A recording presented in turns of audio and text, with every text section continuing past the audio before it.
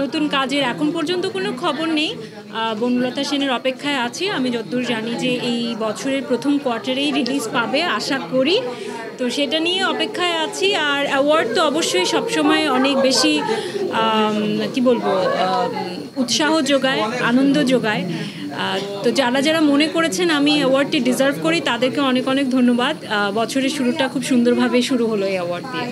আপনি দুইজন সুঅভিনেতার সাথে, একজন সুপারস্টার শাকিব খান, একজন গুণী অভিনেতা চঞ্চল চৌধুরী, দুইজনের সাথে আপনার অভিনয় করা হয়েছে। আগামীতে আমরা আসলে কার সাথে কাজ করতে যাচ্ছি? আই এম ভেরি লাকি যে আমি আমাদের দেশের এরকম বড় দুজন সুঅভিনেতা এবং দুজনেই বেশ বড় সুপারস্টার আমি বলবো। তো দুজনের সঙ্গে আমার কাজ করার সৌভাগ্য হয়েছে। বাট অ্যাকচুয়ালি আমার জন্য যে কোনো, আমি কিন্তু আমার কো অ্যাক্টর কখনো সিলেক্ট করি না। আমি সিলেক্ট করি একটা ভালো স্টোরি, একটা ভালো গল্প, একটা ভালো টিম। সেখানে আমার কো অ্যাক্টর যেই হবে, আমার কখনো ওরকম কোনো সিলেকশন নাই যে আমি অমুকের সাথে কাজ করব বা এর সাথে কাজ করতে চাই। যে কোনো ভালো অ্যাক্টরের সাথে আমি কাজ করতে চাই। নাবিলার নামটাই হচ্ছে একটা মিরাকেল। সিনেমায় যখন গেল সিনেমা হিট, উপস্থাপনাও ভালো করছে, কিন্তু সেই জায়গা থেকে উপস্থাপনার জায়গাটা ঘাটতি কেন? ঘাটতি না, আপনি হয়তো খেয়াল করেছেন কিনা জানি না, আমি এই রিসেন্ট টাইমেই দুটো অনুষ্ঠান অলরেডি উপস্থাপনা করে ফেলেছি, অলরেডি যাচ্ছে টিভি চ্যানেলে। বাট দুঃখের বিষয় হচ্ছে উপস্থাপনায় কম মাঝে আমি কমিয়ে দেওয়ার কারণ, এবং এখনও তাও কম করছি, কারণ ঠিক সেরকম ইন্টারেস্টিং নন ফিকশন হচ্ছে না আমার মতে, যার কারণে দর্শক এখন টেলিভিশনও কম দেখছে, টেলিভিশন অনুষ্ঠানও কম দেখছে, প্রত্যেকটা অনুষ্ঠান দেখতে এক লাগে। সো এটা একটা খারাপ লাগার বিষয় আমার কাছে মনে হয়, যার কারণে আমাকে কম দেখাচ্ছে। সাম্প্রতিক সময় অনেকগুলো সিনেমা মুক্তি পেয়েছে, বিশেষ করে মেহজাবিন চৌধুরী কিছু সিনেমা প্রথম। মেহজাবিনের জন্য কি বলা আছে বা মালতী দেখা হয়েছে?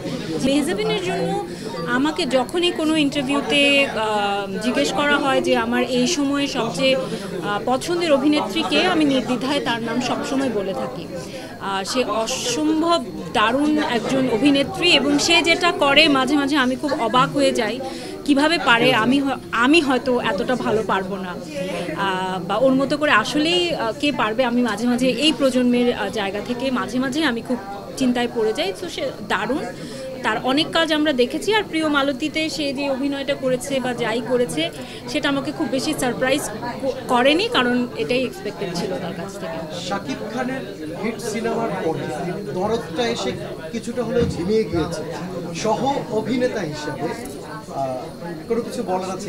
সহ অভিনেতা হিসেবে আই থিঙ্ক উনি ওনার অভিজ্ঞতার জায়গা থেকে উনি আমার চেয়ে অনেক বেশি অভিজ্ঞ, সিনিয়র।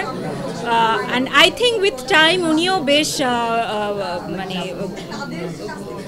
সিলেক্টিভ হয়েছেন ওনার কাজের ক্ষেত্রে। আর অনেকগুলো কাজ করতে গিয়ে আসলে আপনি কাজ করার সময় বুঝবেনও না যে কোন কাজ খুব ভালো হবে, কোনটা ঝিমিয়ে যাবে, কোনটা কি হবে। বাট আই থিঙ্ক ওনার প্রত্যেকটা সিনেমাই আসলে বক্স অফিসে সেরকম কি বলবো ঝড় তুলে, আগামীতেও তুলবে। 10 সেকেন্ডের একদম তাণ্ডব সিনেমায় আপনার একটা গুঞ্জন চলছে, এটার আসলে সত্যতা কি? তাণ্ডব হবে কিনা বা এরকম কোনো গুঞ্জন আছে কি? আমাদের কানে আছে। আমার কানে কেন আসে না? আমি এরকম কোনো সিনেমায় যদি পার্ট হতে পারি আমার খুব ভালো লাগবে, বাট এটা নিতান্তই গুঞ্জন, এখন পর্যন্ত আমার সাথে কোনো কথা হয়নি।